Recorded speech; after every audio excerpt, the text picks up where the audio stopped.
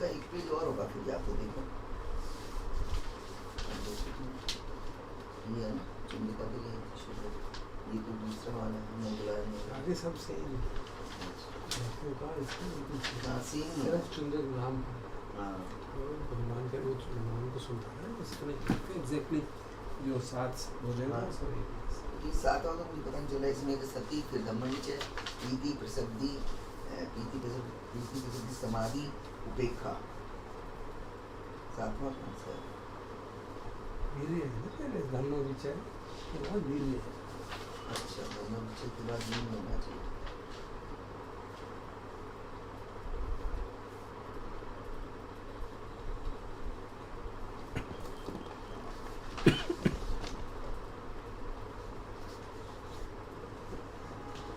गुस्सा हो जाती है आपको बनाएंगे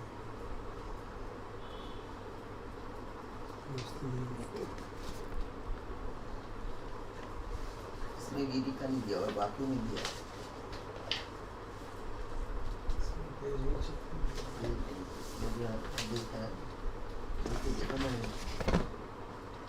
पहला लिखा हुआ, पहला है सती संबद्ध जंग, फिर है धम्म विचय भुजंग, फिर है प्रीति संभुजंग, फिर है प्रसिद्धि संभुजंग, समाधि भोजन, उपेक्षा भोजन। बीच में कहीं होता है इस पेज में नहीं, इसमें तो होगा, इसमें तो है, मुझे पता है ना जो पढ़ चुकी हूँ। आप कह रहे हो ना सेम है, ये वाला साइड पिछले वाले का ये महामोह बुलाने के बारे में बताया। अच्छा, ये यहाँ पे महामोह बुलाने वाली बात खत्म हो गई। यहाँ से ये बनाने सूखा, इसका आगे का पेज नहीं होगा या वहीं पड़ा होगा वो भी खत्म होगा। ठीक है, कोई बात नहीं, वहीं पड़ा होगा यार, देख दो ना अगर वहाँ पड़ा हुआ तो है नहीं, यहाँ में तो ना दो, यहाँ तो गिरा नहीं है,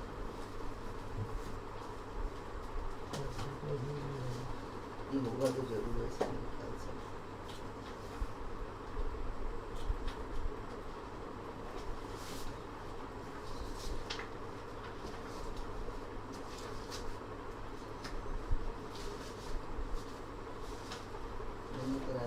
सेम अभी गुजारा करने के लिए निकाल कर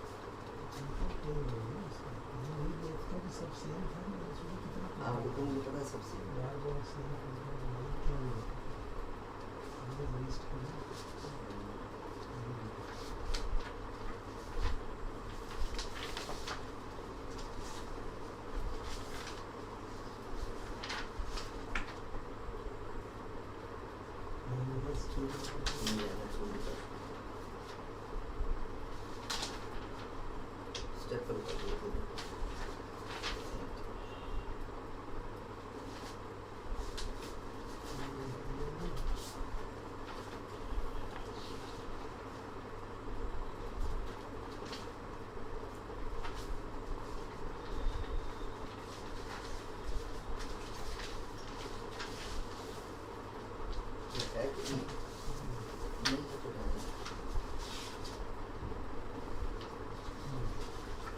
इसके साथ है जोड़ को स्टेपल कर दो, इन दोनों को स्टेपल कर दो, चुन दिखा दो जैसे मुश्किल होती है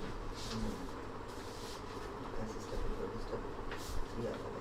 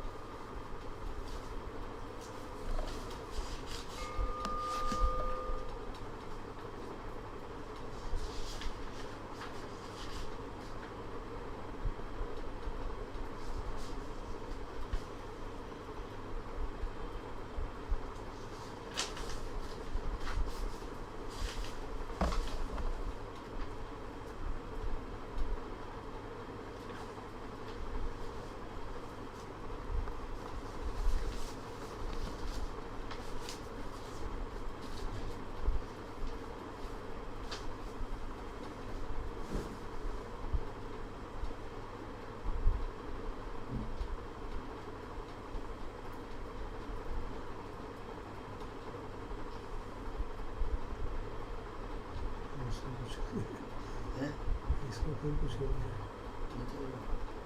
Connected to 1+ 3G.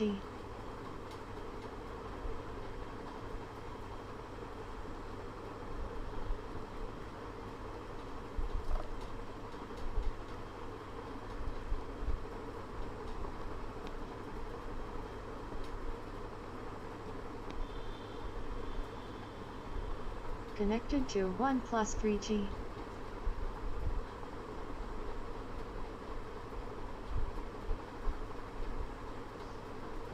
One plus 3G, disconnected, ready to pair. Connected to 1+ 3G.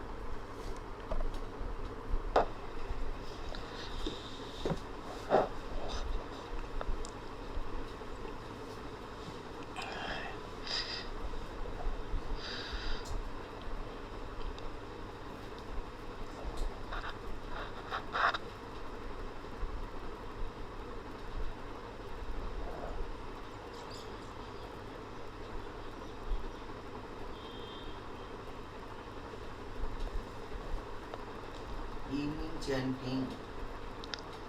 Yoso Bhagava Arahant Samma Sambuddho Svakhato Yena Bhagavata Dhammo Supatipanno Yasya Bhagavato Savaka Sangho Dhamayang Bhagavanta Sadhammang Sasanghang Imehi Sakare Iyatarhanarupitehi Abhipujyama Sadhuno Bhante Bhagava Suchira Parini Bhutopi Pachima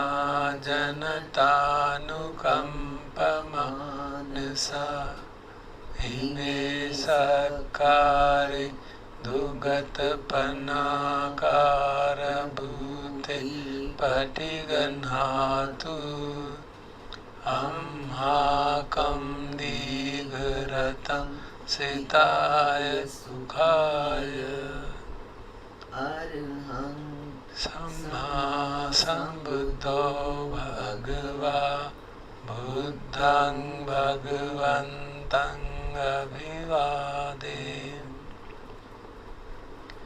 Swakato Bhagavata Dhammo Dhammang Namasami Supatipanno Bhagavato Savaka Sangho Sanghang Namami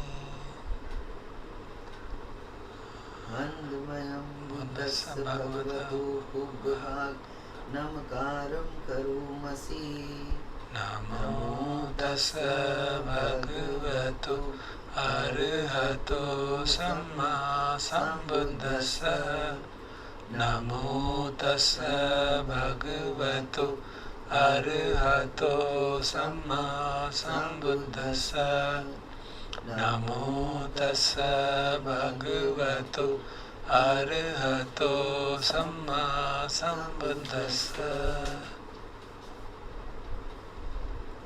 हान्दमयं बुद्धानुसतिनयं करोमसि तं Köppen भगवन्तं एवं कल्याणो किति सद्दो अभुगतो इति पिसो भगवा अरहं सम्मा सम्बुद्धो चरण संपन्नो सुगतो लोकविदु अनुत्तरो पुरुष धम्म सारथि था देव मनुष्यानं बुद्धो भगवाति आनन्दमयं बुद्धाभिगीतिं करोमसि बुद्धवारहन्त वरता द्विगुणाभियुतो शुद्धाभिज्ञान करुणा हि समागततो बोधेशियो सुजनतं कमलं वसुरो वन्दाम्यहं तमर्णं शिरसा जिनेन्दम् बुद्धो यो सर्वपाणिनं शरणं खेममुत्तमं पठमानुसतिष्ठानं वन्दामि तं शिरेणम् बुद्धस्मि दासो बुद्धो मे सामिकेश्वरो बुद्धस्सहं नियादेमि शरीरं जीवितं चिदं वन्दन्तीयं चरिष्यामि बुद्धस्यैव सुबोधितं नास्ति मे शरणं अन्यं बुद्धो मे शरणं वरम् एतेन सच्चवज्जेन वड्डेयं सत्तु शासने बुद्धं मे वन्दमानेन यं पुण्यं पशुतं इदा सर्वेऽपि अन्तरायामि माहेशुं तस्य तेजसा कायेन वाचा वाचेत् देखो कमं पकटमया है बंधु पटिके नाथ वच्चे कालांतरे संवरितमपत्ते आनन्दमयं धम्मानुसतिनयं करोमसि स्वाखातो भगवता धम्मो सन्दिट्ठिको अकालिको एहि पस्सिको ओपनयिको पश्चत्तं वेदितव्यो विඤ्ඤोहीति आनन्दमयं धम्माभिगीतिं करोमसि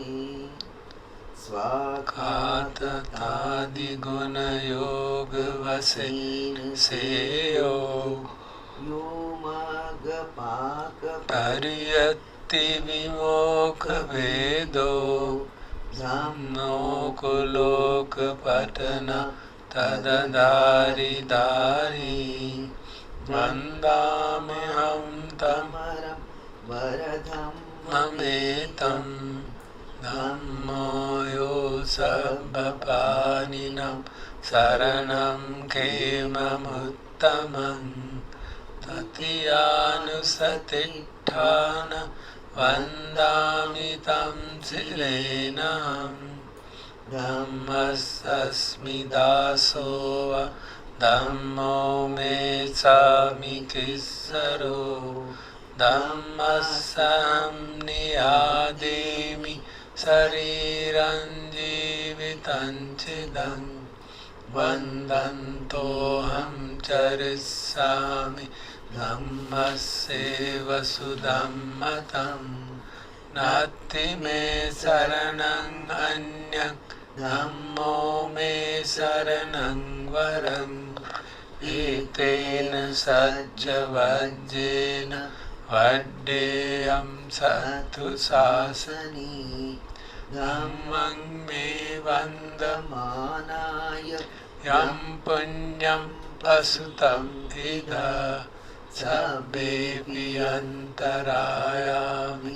माहेशं तस्य तेजसा कायेन वाचा वाचैत्सा धम्मेकगमनं भक्तं धम्मोपटिगनाथोचेत् कालान्तरे संहरितं आनन्दमयं सङ्घानुसतिनयं करोमसि सुपटिपन्नो भगवतो सावक संगो उजुपटिपन्नो भगवतो सावक संगो न्यायपटिपन्नो भगवतो सावक संगो सामीचिपटिपन्नो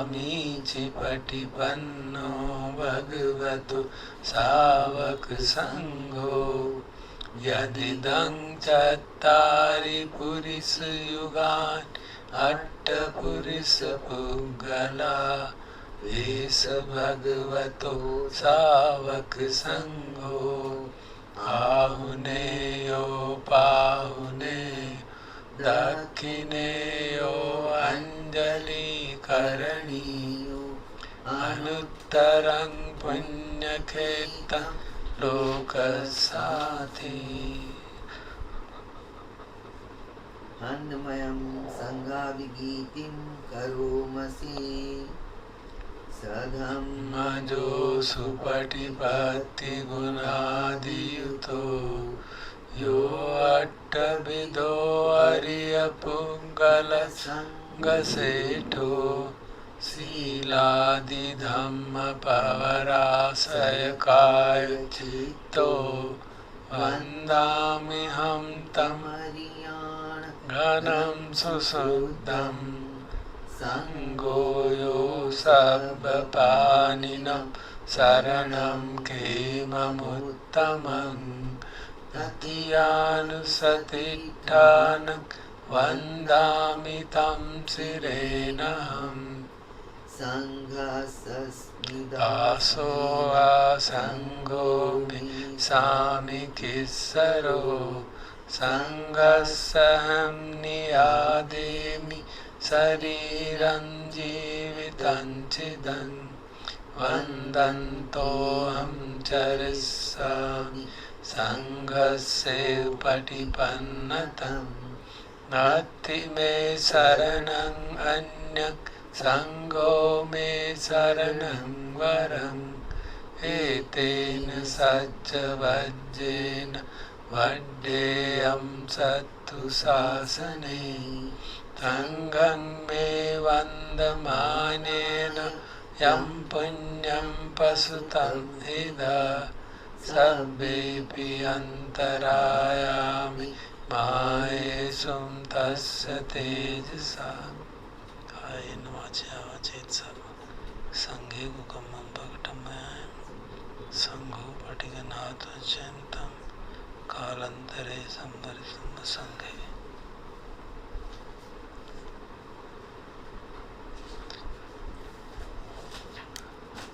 अब हम महाचंद भोजंगत का पाठ करेंगे।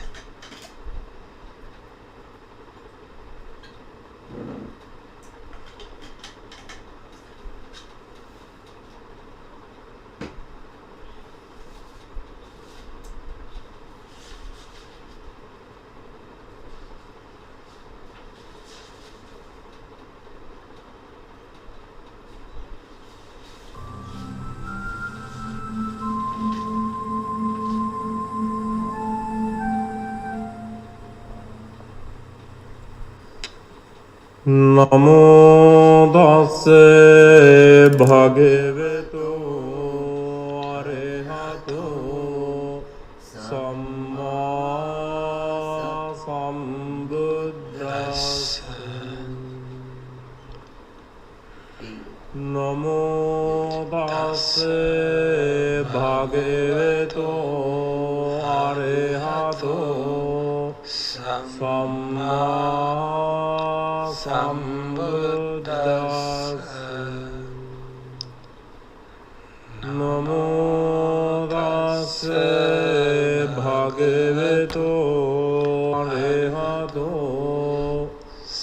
සම්මා සම්බුද්දස්ස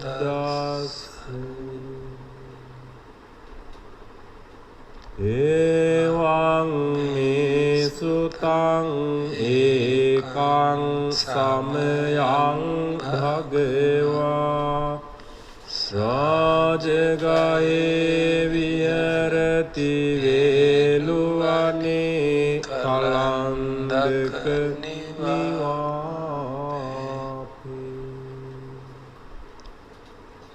තේන කෝපන සමයේන භගවා ආබාධිකෝති දුක්ඛිතෝ භාල්ලගිලානු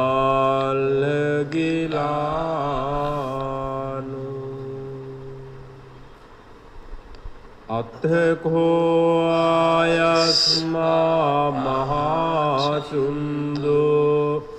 සායන්න සමයං පටිසල්ලානා උට්ඨිතෝ යේන භගවා තේන උපසංකාමිත්වා භගවන්තං අභිවාදිත්වා ඒකමන්තං නිසී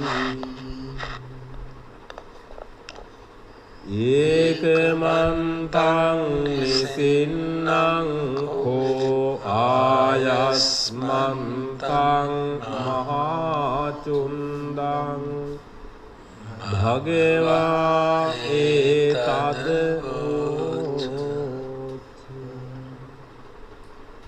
පටිභන්තු තං චුන්ද බොජ්ජංගාති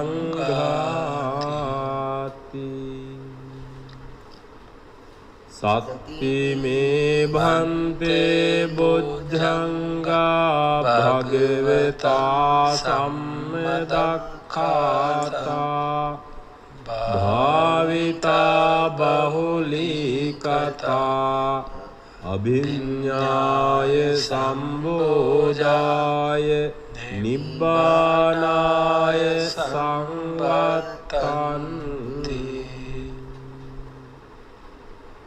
අතමේ සති සම්බොජ්ජංගෝ කෝ භන්තේ භගවතා සම්මදක්ඛාතෝ භාවිතෝ බහුලීකතෝ අභිඤ්ඤාය සම්බෝධාය නිබ්බානාය සංවත්තති ධම්ම විචය සම්බොජ්ජංගෝ කෝ භන්තේ භගවතා සම්මදක්ඛාතෝ භාවිතෝ බහුලීකතෝ අභිඤ්ඤාය සම්බෝධාය නිබ්බානාය සංවත්තති විරිය සම්බොජ්ජංගෝ කෝ භන්තේ භගවතා සම්මදක්ඛාතෝ භාවිතෝ බහුලීකතෝ අභිඤ්ඤාය සම්බෝධාය නිබ්බානාය සංවත්තති පීති සම්බොජ්ජංගෝ කෝ භන්තේ භගවතා සම්මදක්ඛාතෝ භාවිතෝ බහුලීකතෝ අභිඤ්ඤාය සම්බෝධාය නිබ්බානාය සංවත්තති පස්සද්ධි සම්බොජ්ජංගෝ කෝ භන්තේ Bhagavata sammadakkhato bhavito bahulikato Abhinyaya sambodhaya nibbānāya samvattati Samadhi sambojjhango kho bhante Bhagavata sammadakkhato bhavito bahulikato Abhinyaya sambodhaya nibbānāya samvattati Upekkhā sambojjhango kho bhante Bhagavata sammadakkhato bhavito bahulikato Abhinyaya sambodhaya nibbānāya samvattati Ime kho bhante satta bojjhanga bhagavata sammadakkhatta bhavita bahulikata Abhinyaya sambodhaya nibbānāya samvattanti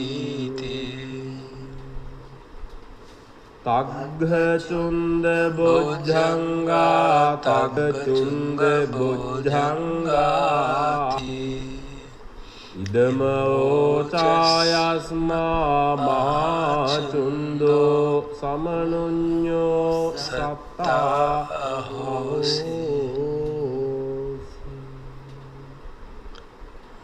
Utthayica bhagavā tamma ābādhā Tata painoca bhagavato so ābādho ahosi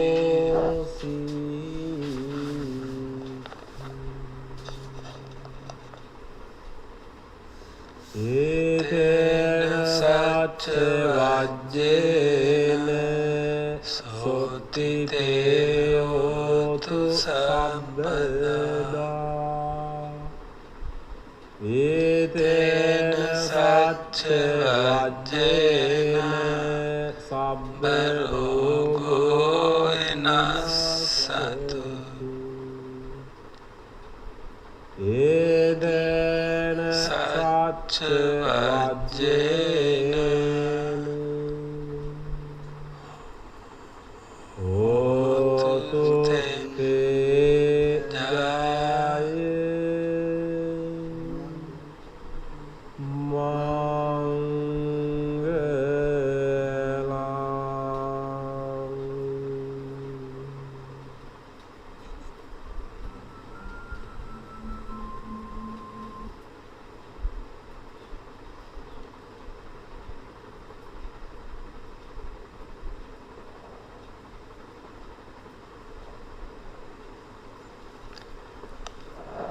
We'll now hear a short deshna by Lumpur Munindo, handling the big question.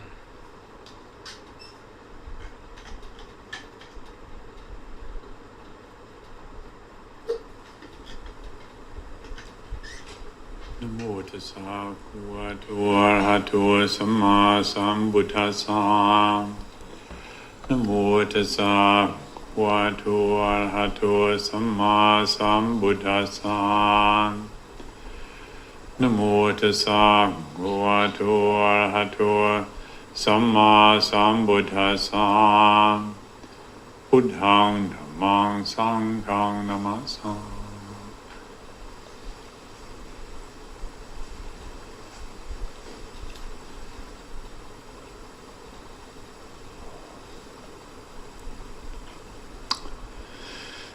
So tonight we're marking the end of the year 2019 and preparing ourselves for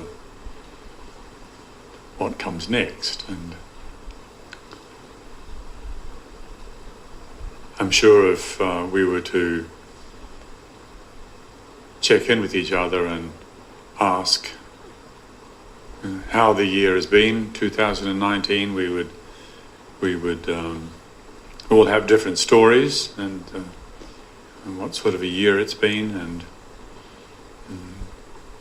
we all have somewhat different reasons for choosing to come to a place like this on an evening like this. But I would expect that there's something that unites us here, and that is we're all, I would expect, concerned about not wasting this opportunity we have. We could just watch the telly and go to bed early, that's true, but we want to use this time skillfully, and I'm often reminded of this when I see people making the effort to come out here in the middle of winter and spend time, whether it's on a Sunday night or often the members of the lay community coming out on a Saturday or a Sunday morning, coming to make generous offerings of food, of support to the community, and reflecting on how one of the reasons why people come here is because they want to be reminded of that which unites us. We're all part of a spiritual community of people who are concerned about not wasting this opportunity we have as human beings. Here we are, human beings living on planet Earth, and at this time in particular, there's so much information that we have access to, so many issues that we could be concerned about, on top of what all human beings have always had to think about is, what's the point of this existence? We all know on some level that eventually it's going to come to an end. And is there something we're supposed to be doing in the meantime? And so I would expect that this is what brings us here together this evening. We all have concerns, we all have questions, real questions, like, what's the point of all this? What am I supposed to be doing? What can I do? Or if it's more to do with what's happening in the outer world, how can I contribute to what's going on? There are so many issues and things to be worried about. And how do I fit into all this? Or if we're perhaps less of an introvert and more of an extrovert, it's more like, what are we doing as the human family? Where are we going? What direction are we going in?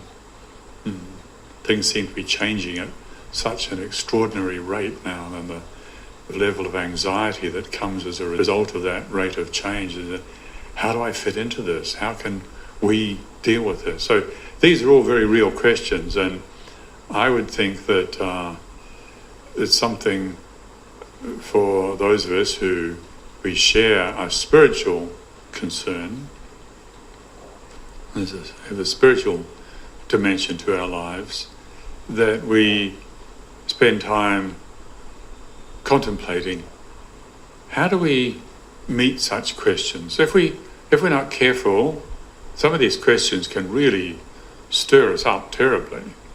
The same, the level of anxiety in the world now is seriously high. Consumption of medication now, I don't know if there are statistics about it, but I imagine it's a record level. And so these questions we have, the questions are important. How do we, as people who have a spiritual conviction, how do we engage those questions? How do we handle those questions? How do we relate to those questions? And it occurs to me that this evening we could perhaps contemplate this a little bit together to see if we are relating to these important questions in a way whereby they're generating real benefit Or are we just allowing them to cause more confusion?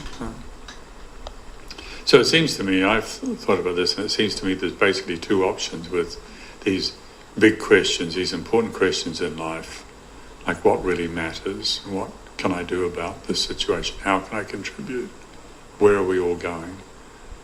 There's two ways of relating to questions. Basically, one way is that we get stirred up, as we're saying, we get confused, we get unsettled, we get disturbed, we even get despairing. There's a lot of despairing people around now. Where does that come from? It doesn't come from having a quiet mind, it comes from thinking. And it comes from questioning, it comes from doubting.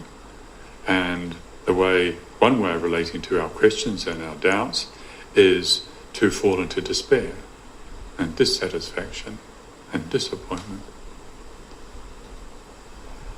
But I would suggest there's also another way that we can meet our questions, receive our questions, listen to our questions, these questions that bubble up to the surface, to receive them in a way whereby they, instead of taking us out after searching for a solution out there in the outer activity and more proliferation of the mind and manipulation of the outer world, instead of following that momentum, we could try, indeed we could cultivate, a way of meeting our questions whereby we allow them to draw us inwards.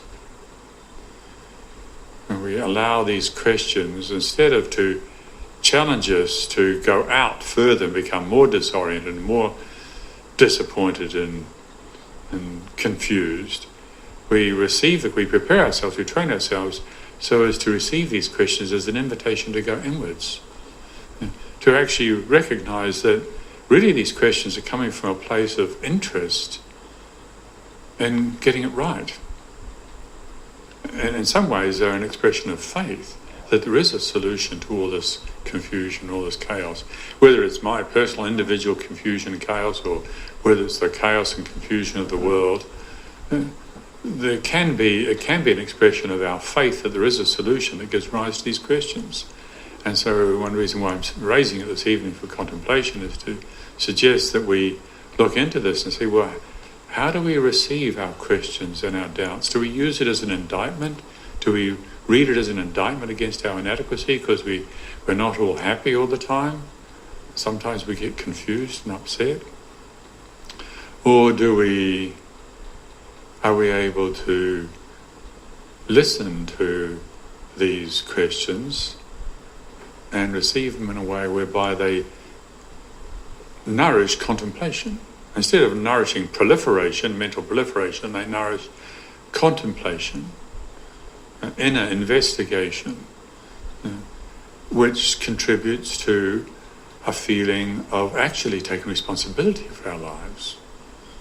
Instead of following the outflow of the proliferation and finding who's to blame, what's wrong with the world, who got us into this mess, who's responsible for my mess, instead of following that momentum, to rather follow an inward investigation, to train our minds so as to listen inwardly and cultivate an increased sense of taking responsibility for this.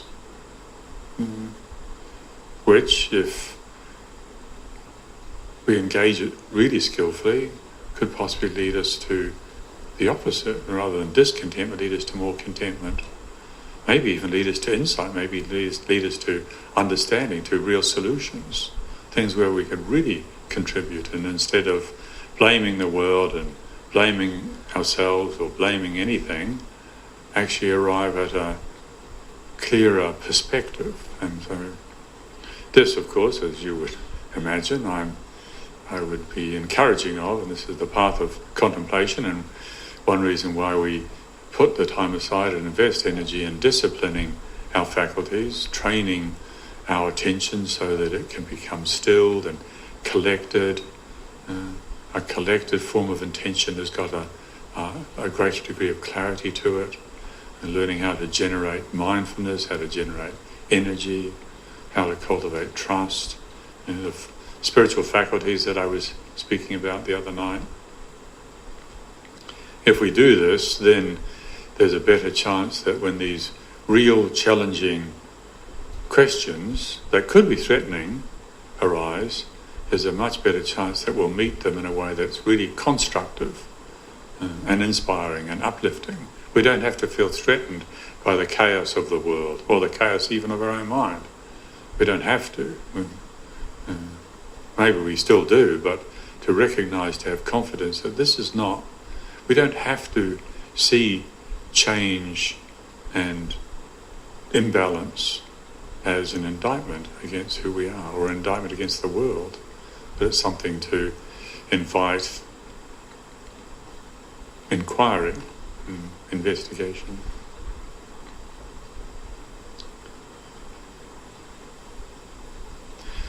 So when I lived in Thailand, this is many years ago now, of mid-1970s, and the first teacher I lived with was Venerable Ajahn Tate, and I often remember the first interview that I had with him, the first time we went to see him. We were invited to go to his kuti, and he asked us a few questions. Us, I mean, there's this other young monk and myself who went there together at the same time to train under him, to practice with him. He asked us how we were practicing and listened, and then he gave us a little short talk which was translated for us. And I still remember the message that he conveyed, which is so important, which is, he said, your job in this practice, in the spiritual life, and cultivating the heart, is to recognize the difference between the heart itself and the activity of the heart. In other words, to recognize awareness itself and the activity of awareness. Or in the Thai word is to recognize the jit and the argan kong jit. And this is your task, this is your job, and that was such a valuable gift to be given that at such an early stage of practice. Because it's the case that most of us grow up not even knowing that that's a possibility. Even a lot of Buddhists who purport to go for refuge to the Buddha don't realize that the Buddha is the heart itself. The Buddha is awareness itself. The Buddha stands for, the image of the Buddha stands for consciousness itself. The activity of consciousness, the activity of awareness, the activity of the heart, the argan kong jit, that's the world. And so when we say, I go for refuge to the Buddha, we say, the most important thing in life is to cultivate consciousness itself, to cultivate awareness itself. And so most of us come from a place where we're totally caught up in the activity. All the feelings, all the moods, all the thoughts, all the sensations, all the ideas, all the sounds, all the sights, all the tastes, or as the Buddha put it, all the dust of the world. But what about the space in which that dust is floating through? What about that which knows all the objects of the world? What about the knowing and the knowing itself? And so, considering this question of how might we cultivate, how might we develop ourselves, how might we not waste this precious opportunity we have, so that we are not just lost in the confusion of the world, that we're not just intimidated by the questions that arise in our minds, as important as those questions might be. How might we train ourselves, prepare ourselves, so as to really make the most of this precious opportunity? Well, of course, as you would expect, the Buddha's solution is to do just that, to prioritize the heart itself, to prioritize the cultivation of awareness itself. Well, the other teacher I lived with in Thailand, Ajahn Chah, his expression that related to this was, he used the image of water. So water is always essentially pure. It's just we need to cultivate, we need to develop, we need to study to see all that which is added that's not essential. The essential nature of water, no matter how impure it might appear, the essential nature of water doesn't change. Water is water, it's essentially inherently pure. But there's all the extra that gets in the way, and so it is with our awareness. all the greed, hatred and delusion, all the confusion, all the ignorance, all the conceit, all the consequence of the habits of clinging, as we would all know, it appears to sully things.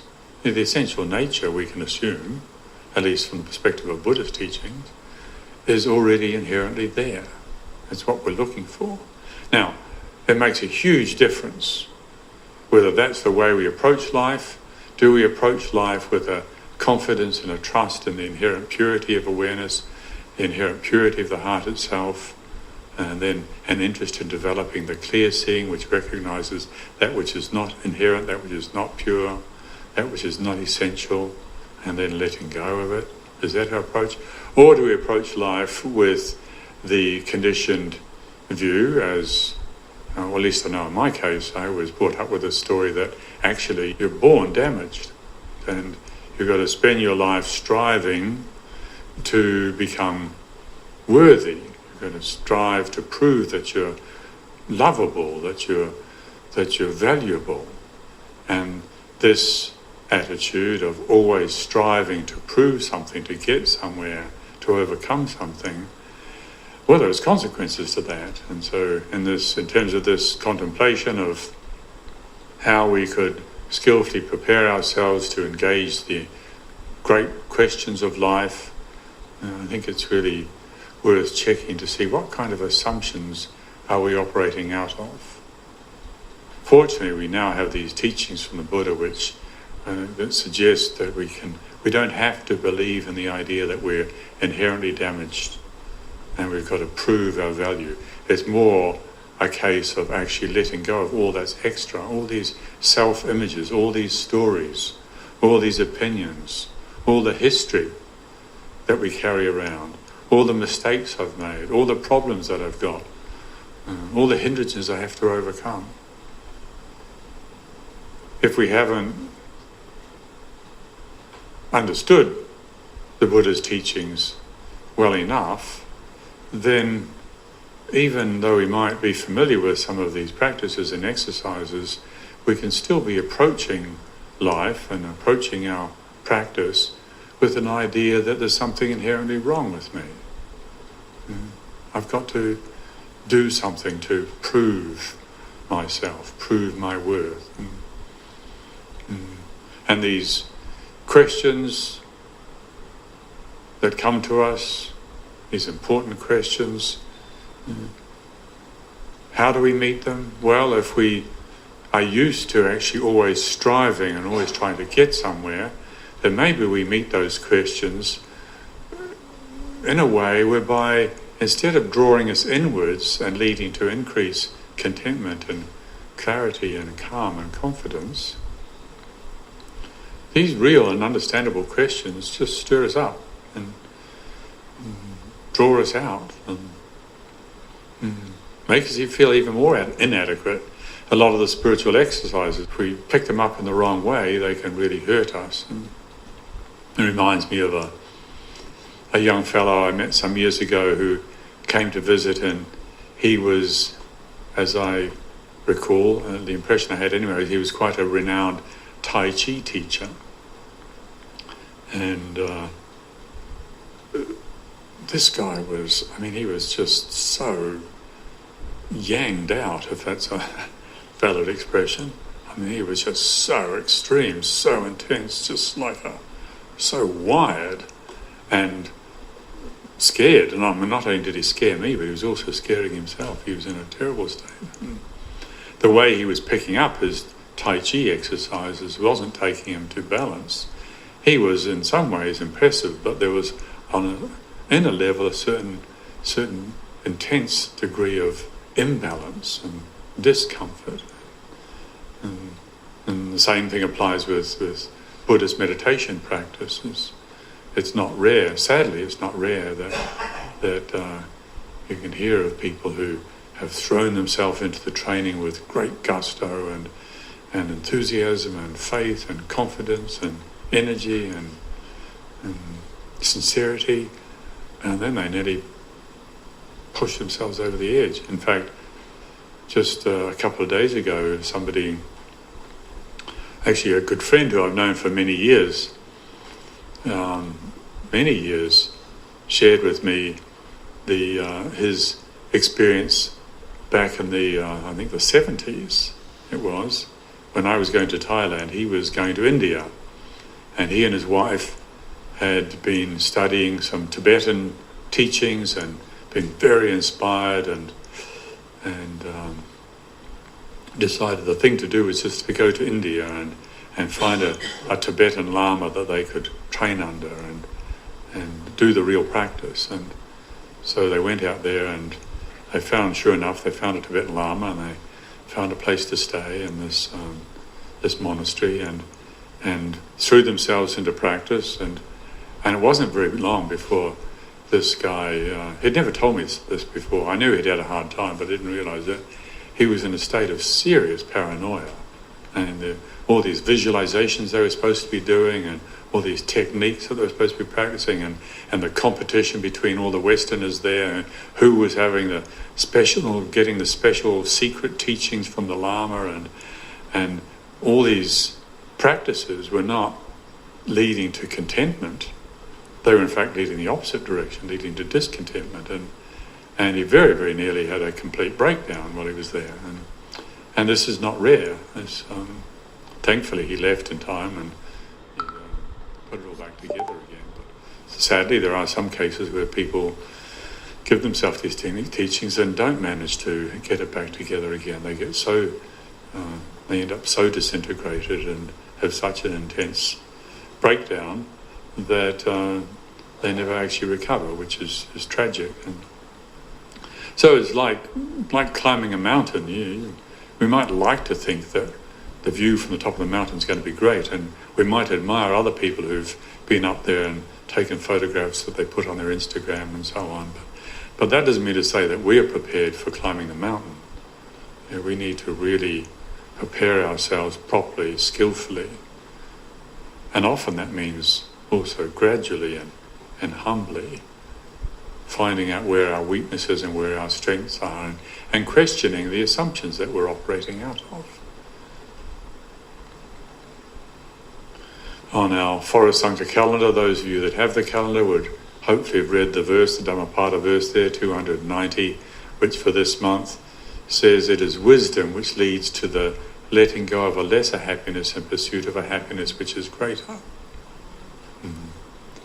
It takes wisdom, it is wisdom, the Buddha was saying, that leads us to being willing to let go of a lesser happiness in pursuit of a happiness which is greater. Now, we can read that and think, well, it's wisdom. Well, I want wisdom, so I should let go of my lesser happiness, which means I should just practice harder. I should put more effort into my meditation and do the technique more hours in every day with more enthusiasm, and that's going to get the results that I'm looking for. Well, that may not be wisdom that's motivating us. And again, we need to check to see that, is it actually leading us to an increased level of happiness? Is it really working? Are these teachings working? To keep checking. We're conditioned on the level of the activity of the mind with a belief that says there's something inherently wrong with us. We can just be using these Buddhist teachings to hurt ourselves even more. And if we have the good fortune to come across a teacher who offers us a reflection which encourages us to step back and look at the way we're relating to the teachings, looking at how we're picking up the spiritual exercises, we might be inspired to actually be a bit more gentle, a bit more patient, a bit more gradual, a bit more humble in our expectations, and let go of some of the demands that we're making of ourselves, and come across, for instance, and maybe we start to, instead of just applying the technique and doing the technique, and trying to refine down the meditation technique, we start to engage our own creative capacity for questioning. We start to listen to our questions, value our questions. And maybe we start to see how, for instance, how extraordinarily judgmental we can be.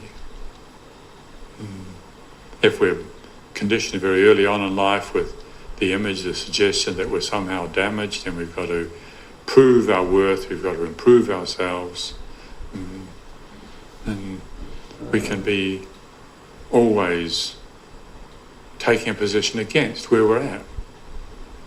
Not really meeting ourselves where we're at, not really getting to know ourselves where we're at, not really receiving ourselves where we're at, until then letting go happens, which of course is what we're aiming for, but actually fighting ourselves, judging ourselves, criticizing ourselves, judging each other, criticizing each other, fighting each other. And where's all that coming from? That's coming from the lack of real appreciation of what it means to go for refuge to the Buddha. Instead of going for refuge to awareness itself, we're still going for refuge to the world. The idea of my meditation, the image of a new improved version of me, the idea of getting enlightened, the idea of progress on the path, the view we have that we've got to always be overcoming our obstacles, that's all the world. That's all activity. Forgetting what it really means to go for refuge to the Buddha, which means actually emphasizing awareness itself, just knowing.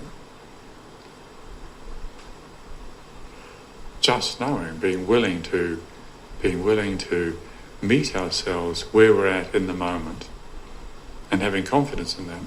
Now, that friend I was telling you about a minute ago who went to India and I'm sure, and he's sure, that the Lama had very good intentions. The Lama wasn't bad intention in the way that he was offering teachings, but he didn't the Lama probably didn't recognize, as is the case for a lot of the Ajahns in Thailand or the Roshis in Japan. A lot of these teachers don't recognize just how locked into the idea of striving that so many of us are. And the teacher keeps saying, as this Lama kept saying to my friend, all you have to do is have faith. Just have faith. Have more faith. What you need is more faith. And he didn't realise actually that most of us are not very good on the faith level because we're taught to doubt everything. That's what scientific education model does. It teaches you, it praises, it idolises questioning everything. And so if that's the way we've been conditioned to question, and then the teacher just tells us, no, you should just have faith, that can create difficulties, which is what I was alluding to before, all these casualties on the spiritual path, people who don't know how to simply trust. And we're not taught how, most of us are not taught how to trust. We're taught, some of us were taught early on in life that we're supposed to believe, but belief is not the same thing as faith. Belief is something that happens in our heads. We hold to an idea, a view, a perspective. Faith is more of a heart quality. I was speaking with somebody just yesterday about that, and they wanted me to explain how I understood the cultivation of faith, and I gave the image of, said it's like if you've got a rose bush, and you've got the colour of the rose that you can recognise that particular colour, and maybe you can photograph it or you can paint it, but you can get the colour, and then you can touch it. The rose is tangible. It's got thorns and it's like this, and you can cut the rose and you put it in a jar. But what about the fragrance of the rose? The fragrance is of a different dimension, isn't it? You can't get it in the same way. You can't photograph the fragrance. You can't capture it in the same way. And for me, this works as a useful metaphor for faith and trust and confidence on the path of practice. Trust, if we try to get trust, what is trust? What is faith? What is this? And we try to get it, well, that's the exact opposite. That's the exact opposite of faith. That's the exact opposite of trusting. Trusting is where we're willing to allow.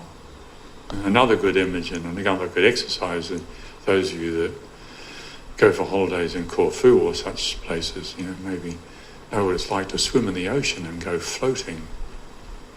Or New Zealand, if you want to go that far. Some very nice beaches in New Zealand. And you float in the ocean. You don't have to do anything to stay afloat other than trust. And when you trust and you relax your belly and you breathe in a certain way, the water just holds you. You're not kicking and splashing to keep yourself afloat. The water holds you. How does that happen?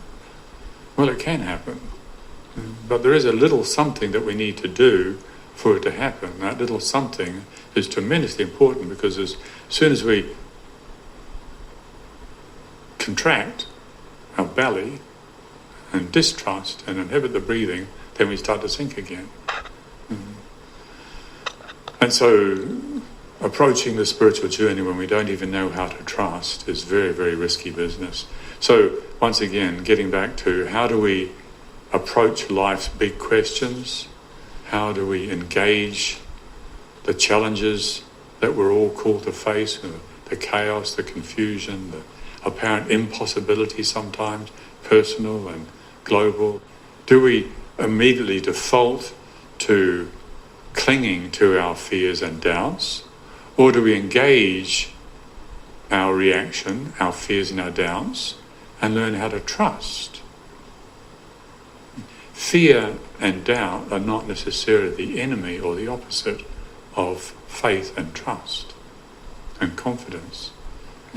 If we haven't practiced properly, if we haven't really looked into these things, then we can imagine that there are somehow opposites, or they're even enemies. And again, maybe that's something that we were taught at an early stage of life, that to doubt and to ask questions is a sign of a lack of faith. It may well be a sign of a lack of belief, but maybe some beliefs actually we shouldn't really go along with. So this is important as we contemplate the way we ourselves meet our real questions and address the real issues, whether they're personal, individual or global, preparing our hearts and minds, going for refuge to the Buddha, remembering that awareness itself is the emphasis. There's no end to the activity of the world. The sight, sound, smell, taste, touches and mental impressions. There's no end to that. And being caught up in that, of course, that leads to confusion. Of course, if we're caught up in it, then it leads to despair. And the natural reactions, for instance, the natural reactions we have to the world, if it's something that's disagreeable, like often mentioned before, the witnessing abuse or bullying or abuse of power, and of course that gives rise to aversion. And if we haven't looked at our relationship, if we don't know how to examine, investigate our relationship to aversion, we can immediately judge it and say, oh, if I'm a Buddhist, I shouldn't feel aversion. Well, how are you going to stop feeling aversion for somebody who's a bully? Of course we feel aversion, but do we have to feel hatred? And what's the difference between aversion and hatred? Well, the difference is whether we're clinging or not. Or likewise with liking. You can like sitting by the fire in the evening, on a cold evening, and like having a nice cup of tea, but does that have to turn into attachment? Well, if we cling to liking, then we create greed. If we cling to aversion, then we create hatred. The likable and dislikable experiences of life are not the problem. The liking and disliking are not the problem. But the clinging is a source of very real difficulty for us. How are we going to get to see that? Well, we have to work with the conditions that we have, the way we've been programmed, our own particular form of conditioning. We're not like anybody else. There's only one of me. How do we meet ourselves where we're at? That's a really important question. How do we engage these teachings, this ancient and wonderful tradition that we've had the good fortune to come across, how can we engage it in a way whereby it really works, where it really leads to increased well-being?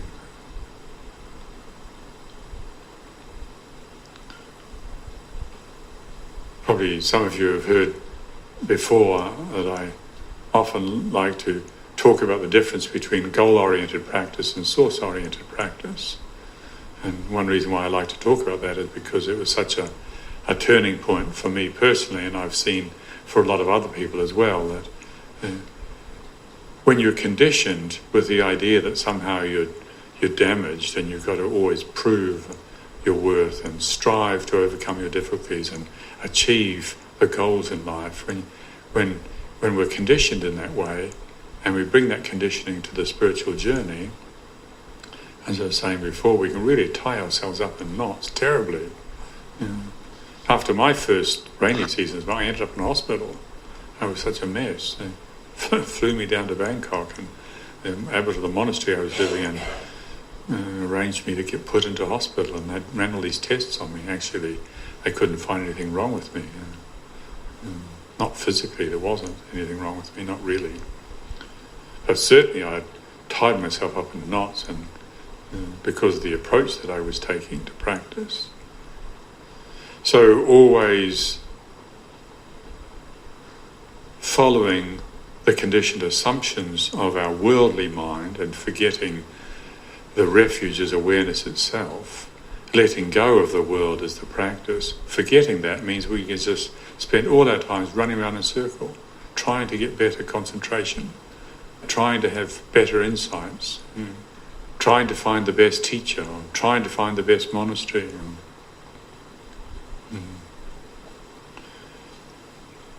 If you follow the orientation of practice that I refer to as goal-oriented practice, it seems to work for some people. But if you follow that when you're already conditioned to be striving all the time, then there is a real risk that we can make ourselves much worse. The teachers may sound very confident. The teachers of the goal-oriented traditions can sound very confident and may genuinely, sincerely want to share their confidence with us. But when they're telling us that we should just strive harder and make more effort, then maybe that's not the best advice. Maybe when they're giving us a list of all the obstacles we have to overcome and all the insights we have to attain and the techniques that we have to stay committed to, that may not necessarily be the kind of advice that's going to work for us. And even if they're talking about letting go and being with the way things are, there's often a tone in the message which implies that still we have to be striving to go somewhere and get something. Whereas if we've tried that and found that it's not working for us, well, it's perfectly suitable to consider the option, as I was explaining before, of a source-oriented approach, which is characterized by trusting itself, trusting in inherent purity, trusting that what we're looking for is already there behind all the habits of clinging, all the striving, all the struggling. Where's it coming from? A source-oriented approach to practice means that we're willing to slow down and meet ourselves where we're at and all our feelings of inadequacy. In the beginning, for a lot of us, we get so inspired and we maybe have some nice experiences at the beginning of the spiritual journey, but then once you get down to the nitty-gritty and you get over the initial inspiration and you start to find all your heedless habits and the challenges, that's where we need to be super careful. And if this goal-oriented striving approach is not working for us, well, let's step back, question some of the assumptions that we've been holding on to, like the idea that there's something lacking, like the compulsive judging tendency that we have, that there's something really wrong with me. And instead of following those assumptions, is just to listen to them. Listen to the voice in our heads, the feeling in our hearts, that's telling us there's something wrong with us, that I'm not good enough, that I've got to get somewhere, that there's an inherent problem with life, that there's a problem with the world, that there's somebody to blame for all this suffering. To listen to all that and to feel it in the body, to really receive it, instead of trying to overcome it, instead of trying to get rid of it, instead of trying to fix ourselves, to really slow down and meet ourselves. This is, again, the emphasis that the teachers often give us to cultivate mindfulness in the body is so skillful, is so important. We might think, oh no, that's not important, we just want to contemplate emptiness or strive to be more concentrated and develop the jhanas and so on. Well, the very first foundation of the 4 foundations of mindfulness is mindfulness in body. Can we do that? Can we apply ourselves to the body?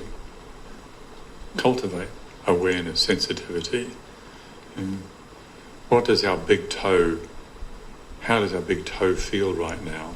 Can we dwell on our big toe and be contented with feeling what our big toe feels like? Or are we so obsessed, so addicted, so self-centered and located in our heads that we don't want to waste our time with our big toe?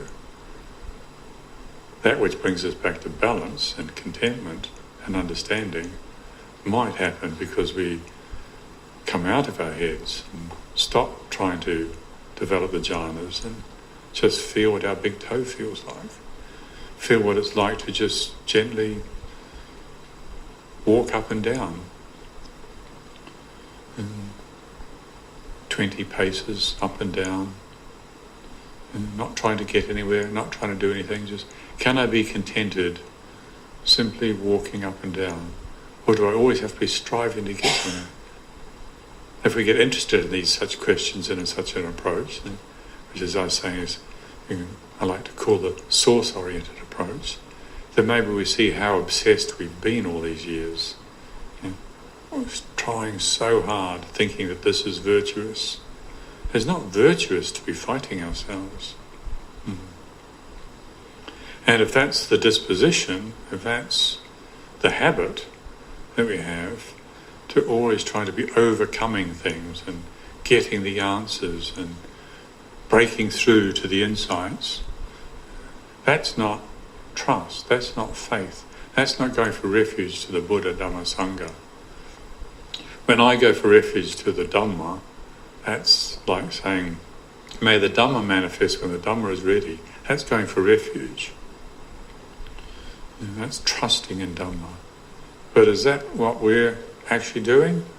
Or is there still a tendency to be always thinking it's up to me? We tend not to really trust in the Buddha. We tend not to trust in the Triple Gem. We tend to trust in ourselves. Not in a sense, like the Buddha said, when atahi atano nato koi nato parosya, oneself is one's own refuge, how could it be otherwise? He wasn't talking about the deluded ego self. He was talking about this being. This whole being is what we need to study. This is what we need to receive. This is what we need to get to know. And so, once again, getting back to the questions that we all feel, I expect we all feel from time to time seriously challenged by, like, what's this all about? How much time have I got left on this planet here? Am I using it wisely? Am I finding real benefit? Or am I just treading water? Am I just chilling out? Am I just putting up with it? Or am I really appreciating this good fortune? And how do we really appreciate this good fortune? If we're meeting ourselves and receiving ourselves and letting go of ourselves, then maybe we'll find that we'll actually be at peace with ourselves. And such questions, as I was saying in the beginning, such questions won't necessarily appear as some sort of an indictment against us. They'll actually be an invitation to look more deeply.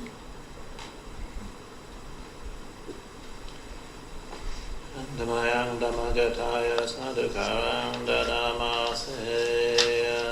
Sadhu, sadhu, sadhu, anumodam.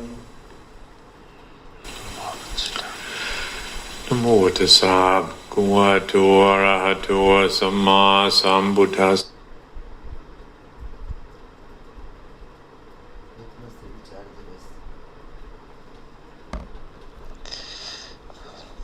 So I'll try to summarize this beautiful talk.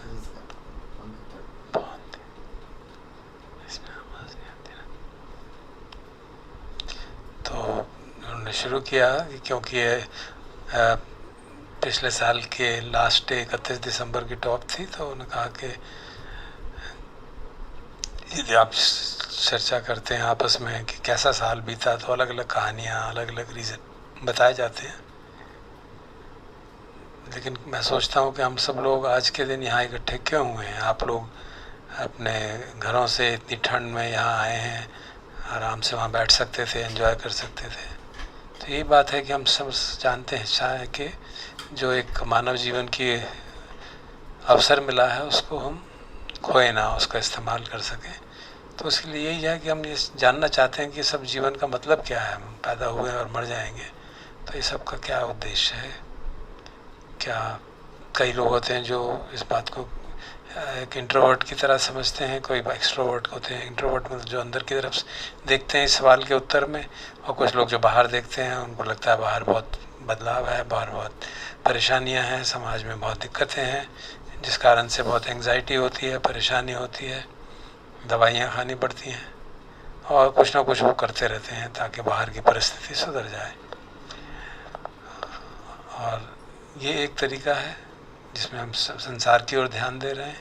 दूसरा तरीका है कि हम अपने अंदर ध्यान दे रहे हैं कि किस तरह से मैं संसार के साथ एंगेज तो करूं, लेकिन परेशान ना हूं, एंक्शस ना हूं, उतावला ना हूं, बेचैन ना हूं, परेशान ना हूं।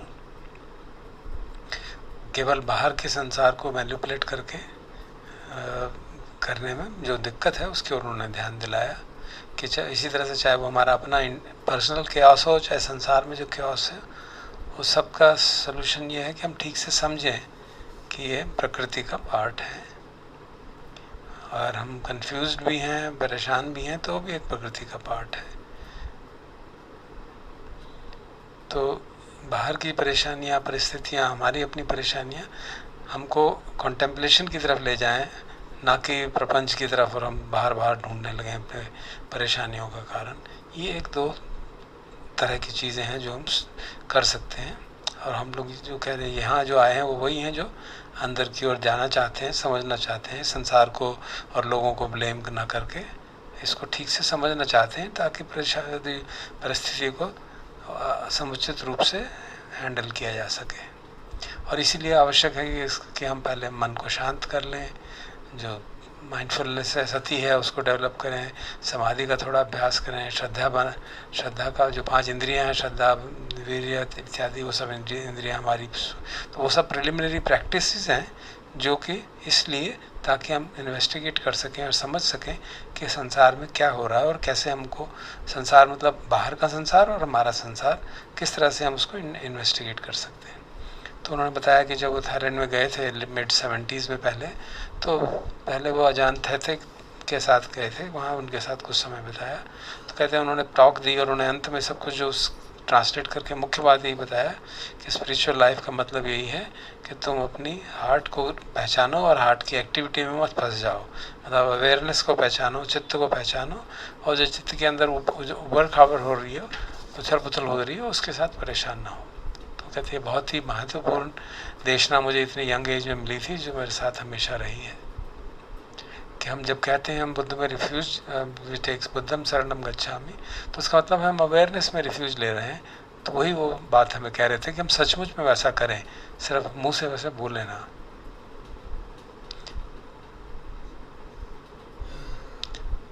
तो हमारा कोशिश यही होनी चाहिए किस तरह से हम अपने आप को प्रिपेयर कर सकें कि हम अवेयरनेस की कल्टिवेशन को प्रायोरिटाइज दें। बाकी क्योंकि जो अवेयरनेस के अंदर उपस्थित आता है, जो चीज़ें दिखती हैं, जो चेतसिक है, वो संसार है, और संसार के प्रति हमको चिपकने की ज़रूरत नहीं है। तो we should let go of the world rather than hold on to awareness, and not let go of awareness and hold on to the world. तो उन्होंने बताया, जानचा भी इस तरह के उदाहरण देते थे पानी का, पानी बेस अपने में शुद्ध है, लेकिन उसमें जो गंदगी आ जाती है राग द्वेष मोह के रूप में, वो परेशानी का कारण है। लेकिन वो हटा दें तो, हम उसकी ओर ध्यान न दें, उसको हटाने का प्रयास करें, तो प्योरिटी हमारे अंदर निहित है हमारे में। तो वही जो पाश्चात्य एक परेशानी है कि वो लोग समझते, जो कंडीशन व्यू है कि हम सब वी आर बॉर्न इन सिन, तो वो जो एक विचार है, उसके कारण ये परेशानी ज़्यादा होती है। इसलिए पश्चिम में इस तरह की परेशानी है कि वो हमको अपने को सुधार के बताना है कि हम सचमुच में अच्छे हैं, हम प्रेम के योग्य हैं, इस तरह की बातें। तो जबकि बुद्धिज्म भगवान की टीचिंग को जिस तरह से इंटरप्रेट करते हैं, उसका मतलब है कि हमको जो सारे इस तरह के ओपिनियन, अपनी पास्ट हिस्ट्री, अपने जो जिसको हम हिंड्रेंस मानते हैं, उन सबको छोड़ देना है और अपने को समझना है कि हम सचमुच में, हमारा स्वरूप जो है, नित्य चेतन स्वरूप जो है, वो शुद्ध है।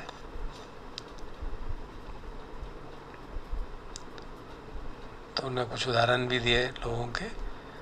एक ताई ची टीचर के जो बहुत इंटेंस था, लेकिन अंदर से इम्बैलेंस था।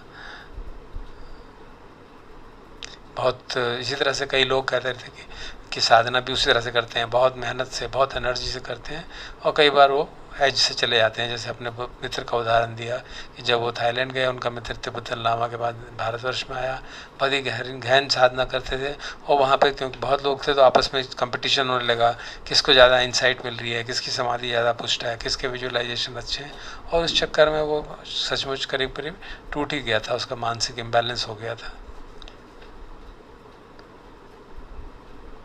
तो कहा कि साधना भी एक पर्वत के ऊपर चढ़ने के समान है, उसके लिए उचित तैयारी होनी चाहिए, और समझना चाहिए तैयारी का मतलब है कि धीरे धीरे काम हो, और हमें ह्यूमिलिटी होनी चाहिए।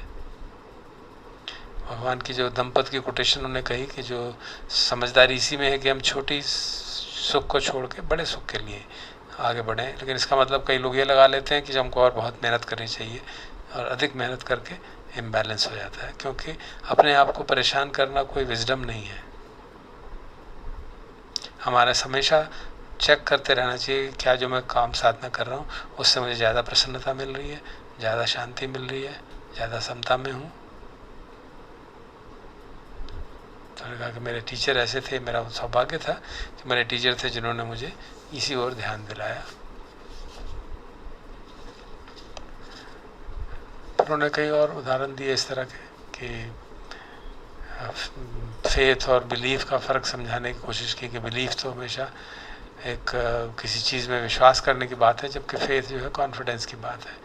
बिलीफ जो है दिमाग से किया जाता है और फेथ जो है हार्ट से होता है। तो साधना को हार्ट, साधना में जो दिल है, जो हार्ट है, उसकी बातें हम अगर नहीं लाएंगे तो परेशानी हो जाएगी। उन्होंने बहुत अच्छा उदाहरण दिया एफर्ट के बारे में कि अगर आप सचमुच में ट्रेनिंग कर सकते हैं तो समुद्र के अंदर फ्लोट करने के लिए आपको कोई एफर्ट करने की ज़रूरत नहीं होती।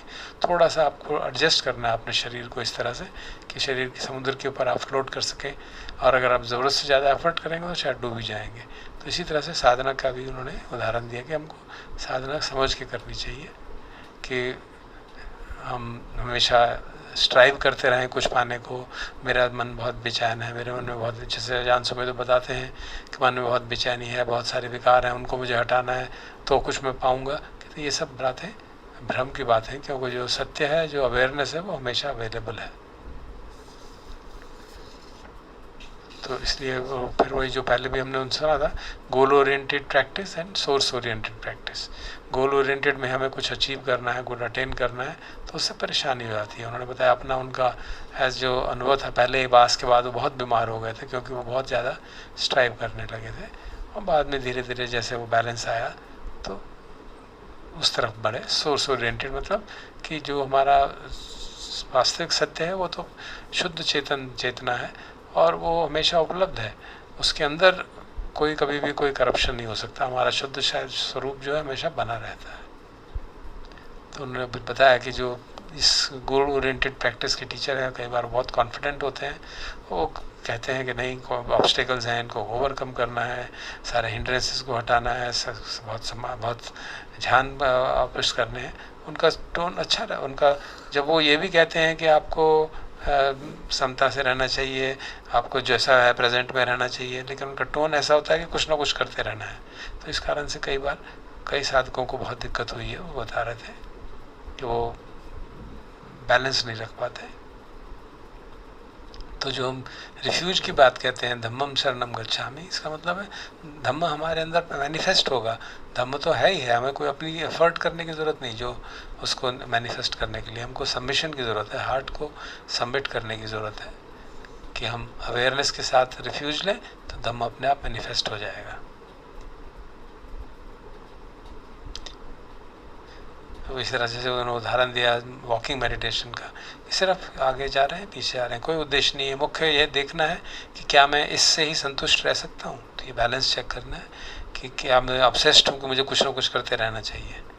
जो भी परिस्थिति इस समय है, जैसे उस कायानुपचना की बात की कि क्या मैं सिर्फ अपने एक पाँव के अंगूठे को देख के बस उसी को देखता रहूँ निरंतरता से और वही साधना करूँ, क्या मैं उससे संतुष्ट रहता हूँ या मुझे कुछ और करने की आवश्यकता है। तो बता रहे थे कि इस तरह से हम अपने को संतोष की ओर ले जा सकते हैं और समझदारी से जो भगवान की शिक्षा है उसको कार्यान्वित कर सकते हैं।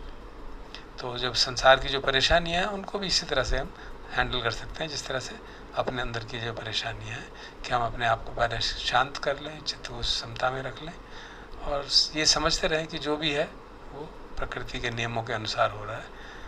और जो हमारे मन की जो बातें हैं मन उछलती रहती हैं, ऐसा करो वैसा करो, उनको सुने, उनको प्रेम से सुने, लेकिन उनके भाव में बहे ना।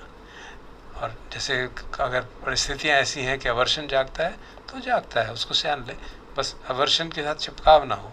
इसी तरह राग जागता है, लाइक परिस्थिति ऐसी है कि प्रसन्न होने की परिस्थिति है तो लाइक इट, लेकिन उसके साथ चिपकाव ना हो। तो मुख्य बात ये है कि हम अगर हमें कुछ अच्छा लगता है, हमको कुछ बुरा लगता है, हम समझते हैं कि ओ ये तो मेरी समता नहीं रही। ऐसा नहीं है, ये अतियों में जाने वाली बात हो जाएगी।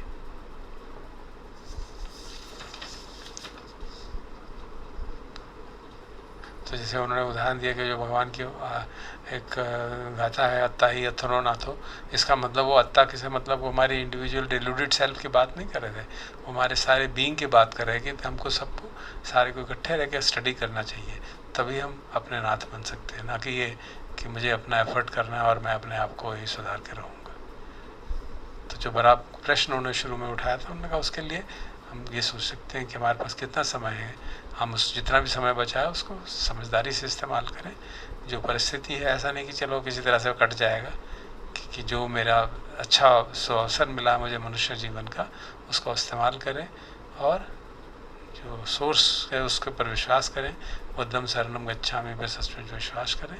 जो प्रश्न हैं वो हमको बेचैन न करें, प्रश्न हमको इन्वाइट करें कि हम और गहराई से अपने अंदर जाएंगे और उन प्रश्नों का वास्तविक तात्विक अर्थ जो है वो निकालेंगे और फिर सतही समाधान अपने आप ही उसका समाधान निकल जाएगा।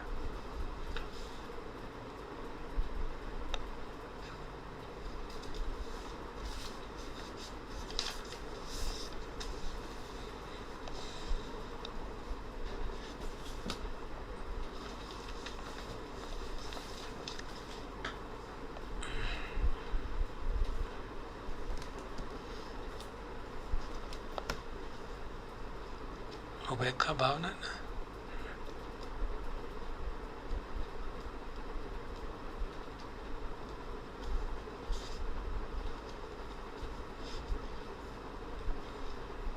तो थोड़ी देर मन को शांत कर लें, फिर उपेक्षा भावना का अभ्यास करते हैं।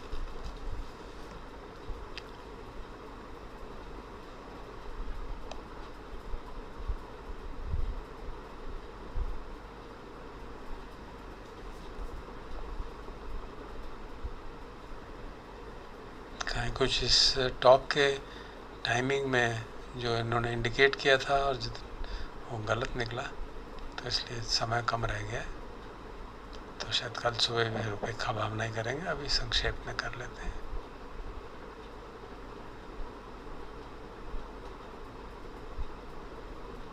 क्योंकि इतने दिनों से अभ्यास किया तो हम सीधा शरीर की ओर ध्यान रख के मन में उपेक्षा का भाव प्रस्फुटित करने का प्रयास करते हैं और देखते हैं कैसी तरंगें उपेक्षा की आती हैं।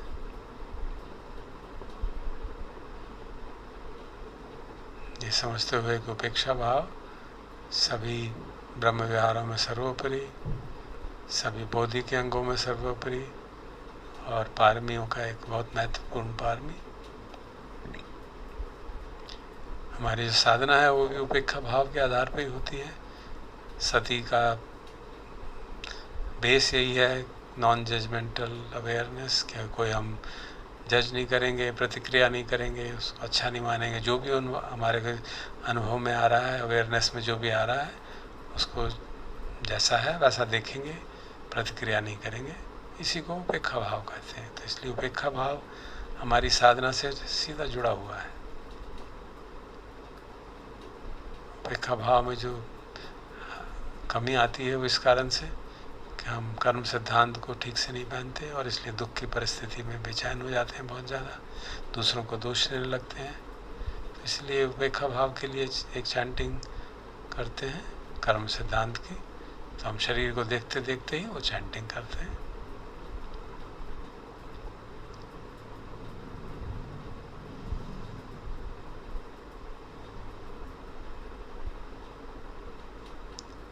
कम्मस्य का कम्मदायादा कम्मयोनि कम्मबन्धु कम्मपटिसरण यं कम्मं करिष्यन्ति कल्याणं वा पापकं वा तस्य दायादा भविष्यन्ति।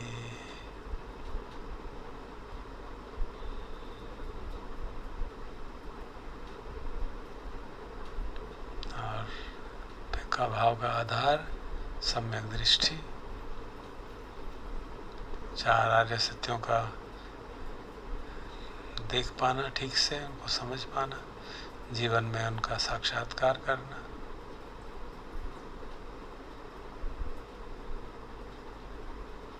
जैसी भी विषम परिस्थिति चारों तरफ हो या सुख की परिस्थिति हो, समझते हुए कि वो सब अनित्य है, मैं नहीं, मेरा नहीं।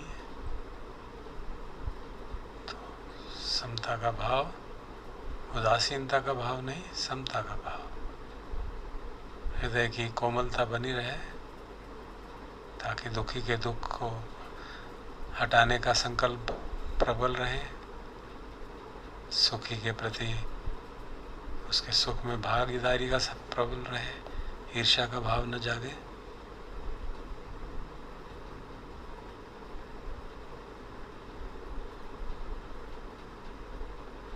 तो ऐसी समझदारी के आधार पे उपेक्षा भाव स्वतः ही प्रस्फुटित रहता है। सामान्य जीवन में भी हम उपेक्षा भाव में जी सकते हैं।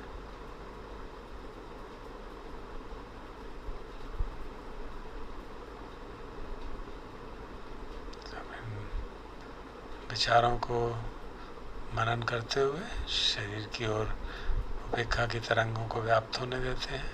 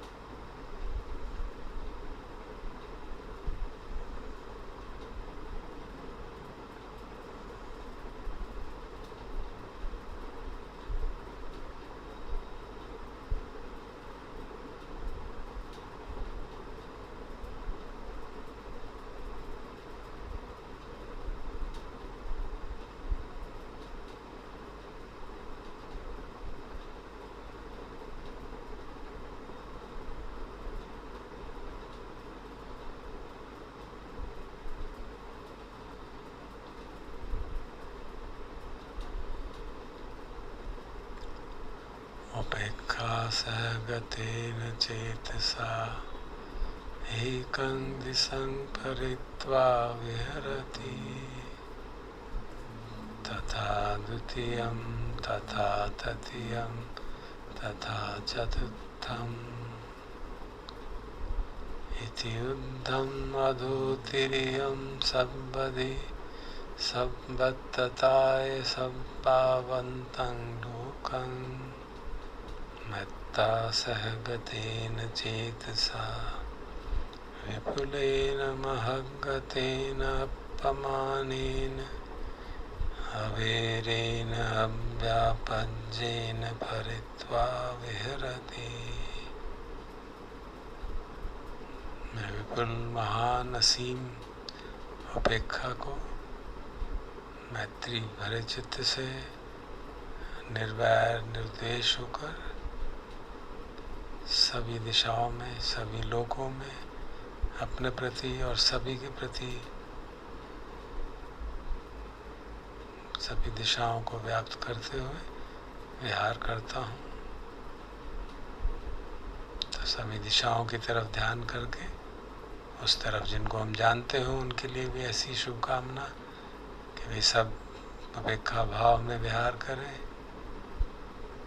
थोड़ी देर सभी दिशाओं का अवलोकन कर लेते हैं।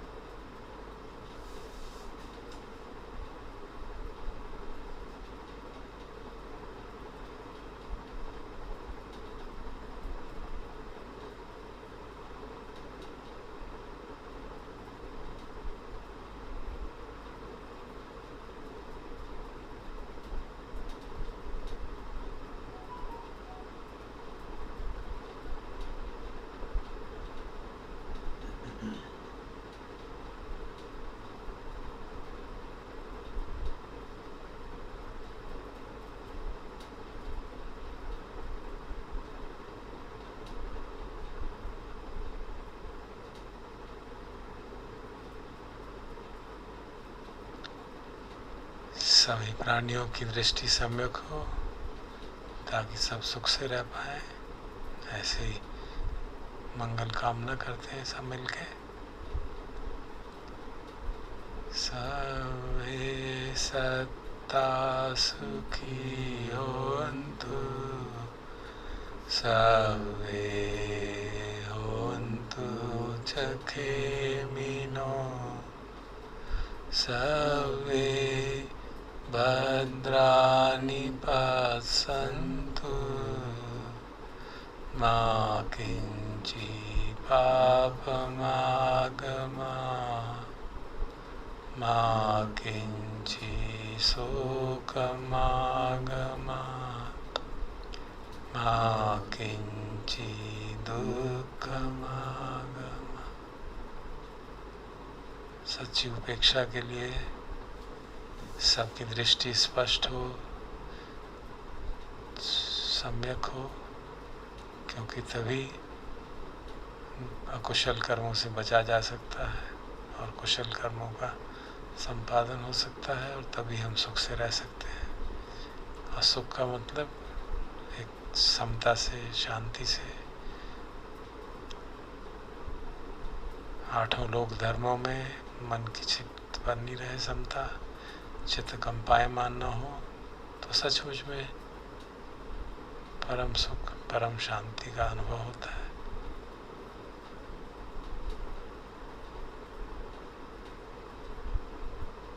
थोड़ी देर इन्हीं तरंगों को व्याप्त होने देते हैं।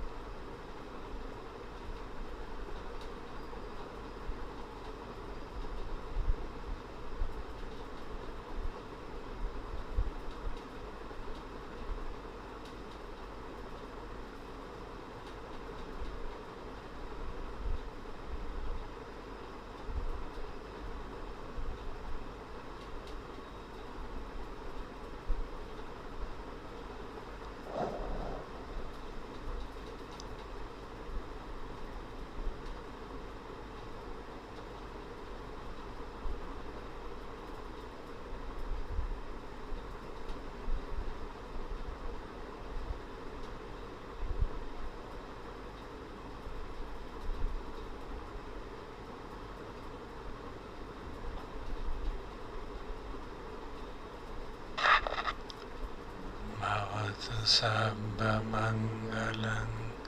रक्षन्तु सर्वदेवता सर्वबुद्धानुभावेन सदा सोति भवन्तु ते। भवतु सर्वमङ्गलं रक्षन्तु सर्वदेवता सर्वधर्मानुभावेन सदा सोति भवन्तु ते। भवतु सर्वमङ्गलं रक्षन्तु सर्वदेवता सर्वसङ्घानुभावेन सदा सोति भवन्तु मे।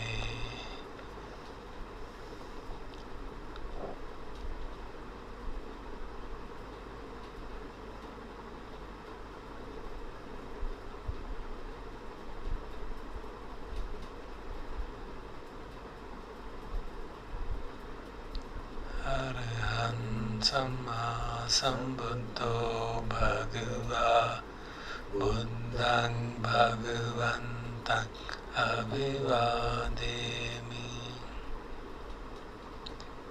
साक्षातो भगवता धम्मो धम्मं नमस्सामि। सुपटिपन्नो भगवतो सावक संघो संघं नमामि।